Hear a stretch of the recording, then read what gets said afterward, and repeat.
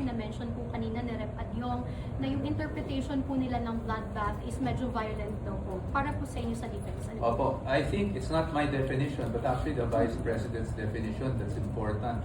And she already said this, not just recently, but even last year, kung ano ba yung ibig niyang sabihin nung sinabi niya yung bloodbath. Ang ibig sabihin niya doon ay yung sariling dugo niya, yung tataga dahil siya yung nagiging subject nitong impeachment proceeding na ito. And that was clarified further when last week pumunta siya dito na sinabi niya she will be bludgeoned, hindi ba? So what she meant was bloodbath was actually herself. And I guess it was subject to a lot of misinterpretation, which is understandable.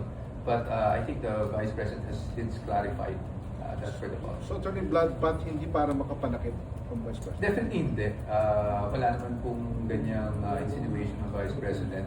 In fact, last year pa lang, nung unang round ng impeachment, hindi ba, sinabi kaagad niya na what I meant was with bloodbath was my blood. Attorney, sa pag-test